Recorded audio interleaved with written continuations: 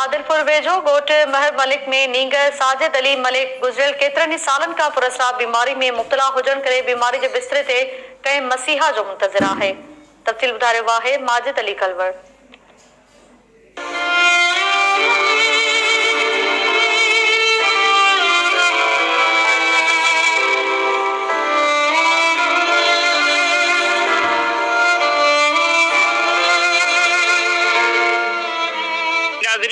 तो मौजूद आहियूं आदिलपुर लॻो ॻोठ मेर मल्क में, जिते ग़रीब पोरेत जा मासूम बचड़ो जेको आहे उहो पुरअसराब बीमारी में मुब्तला आहे। अचो त मौजूद सियासी ऐं समाजी अॻुवान ऐं मौजूद घर जे भातियुनि सां जेके हिते मौजूद आहिनि उन सां ॻाल्हि ॿोल कयूं त हिन मासूम नीगर जो जेको आहे त इलाज केतिरे वक़्त खां हले पियो, हीउ केतिरे वक़्त खां बीमार जे बिस्तरे ते पियल आहे। मुंहिंजो साजिद अली नाम आहे, मुंहिंजो पीउ फौत थी वियो आहे, मदद कई वञे। हीउ मुंहिंजो भाइटियो आहे, हिन जो पीउ फौत थी चुको आहे, 1 साल खां वधीक अरसो हिनखे थी चुको आहे, बीमार आहे। हिन जो कमाइण कतण वारो केरु बि कोन्हे। हिन जेको बि पाण ते ख़र्चु कयो आहे घर जो अलाह ताला सॼो कुझु ख़तमु करे चुको आहे। ऐं सरंदे वारनि खे अपील आहे त कुझु ताउन करे हिन ग़रीब जी ज़िंदगी बचाई वञे त तव्हांजी वॾी महिरबानी थींदी। सरदार अली गौर खान आहे, राजा खान आहे, मोहम्मद वज खान आहे, या अहिड़ा ॿिया कोई सरंदे वारा बि आहिनि तो उन सां ताउन करे ग़रीब जी ज़िंदगी बचाई वञे। भाई मुंहिंजो ॾोहिटो आहे, बीमार आहे, हिन जो पीउ मरी आहे। वसदी वारनि खे मां अपील थी कयां त मुंहिंजी मदद कई वञे। राहे मौला जी अली गौर खान, अली मोहम्मद राजा आहे, सभिनि खे अपील कई थी वञा त मुंहिंजी मदद कई वञे। तव्हां सभिनी जी मुंहिंजे न्याणी हल्को तरको सॼो खपाए बीठी आहे, दाणो अन जो कोन अथनि, कमाइण वारो ई कोई कोन्हे।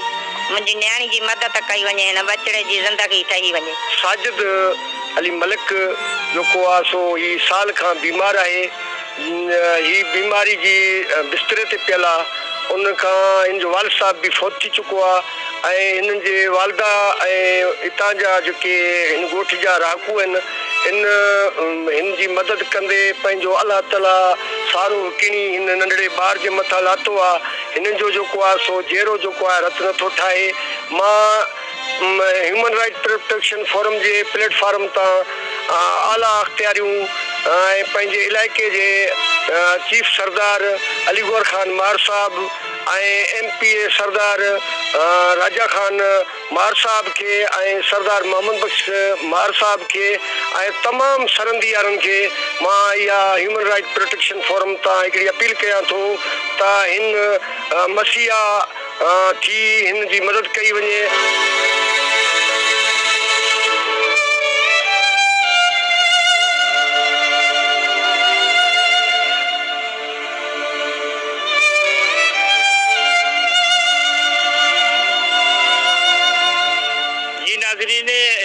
ॻोठ मेर मल्क जा रवासी, उनजी नानी ऐं उनजो चाचो ऐं समाजी अॻुवान जेको मौजूदु हुयो, हिन जो चवणु आहे त घर जा जेके आलातीला हुया जेके घर जा आहिनि उते खपाए चुका आहियूं ऐं घर में कमाइण वारो बि कोई बि न आहे।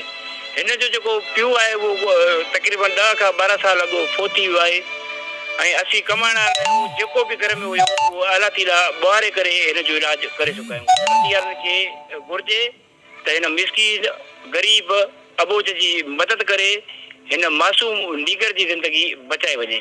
कैमरामैन मोहम्मद ईसा कोलाची सां गॾु माजिद अली कलवड़ो, टाइम न्यूज़, आदिलपुर।